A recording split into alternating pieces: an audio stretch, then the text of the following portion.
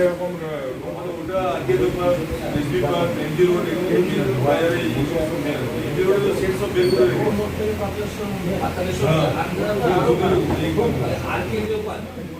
থানা থেকে মেলো এসেছেন আর উনি এসেছেন তো টিকাগড় থানাকে দিয়ে দেখেছি।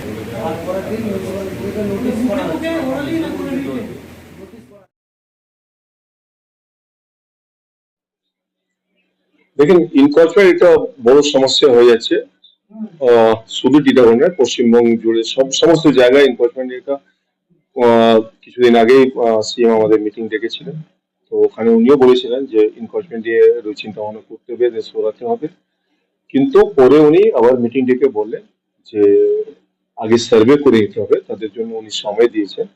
আমরা তাই আজকে মিটিং ডেকেছিলাম, আমরা একটা কমিটি করে দিলাম, কমিটি সার্ভে করছে, টিটাগড় জুড়ে সমস্ত জায়গায় সার্ভে করবে।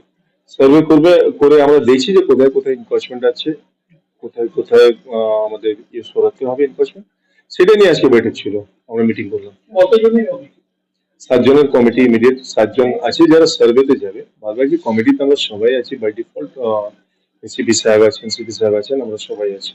বাট 7 জন সার্ভে করার জন্য একটা টিম যাচ্ছে। সার্ভেটা কবে থেকে শুরু হবে? পরশুদিন থেকে আমরা সার্ভে করছি, টিটাগড় জুড়ে সমস্ত জায়গায় সার্ভে হবে। সেটা কি মাইকিং করে হবে না এমনি? মাইকিং করা হবে, তারপর আমাদের যত অফিসিয়াল, পুলিশ অফিসিয়াল থেকে নিয়ে এসডিও রিপ্রেজেন্টেটিভ থেকে নিয়ে সমস্ত আমাদের যাবে 7 জন রিপ্রেজেন্টেটিভ, আমরা যাবো গিয়ে সমস্ত দোকানদারদের বলে দেওয়া হবে যে আপনারা যদি ইনকোয়ারেশন করে থাকেন আপনারা সরিয়ে নেন।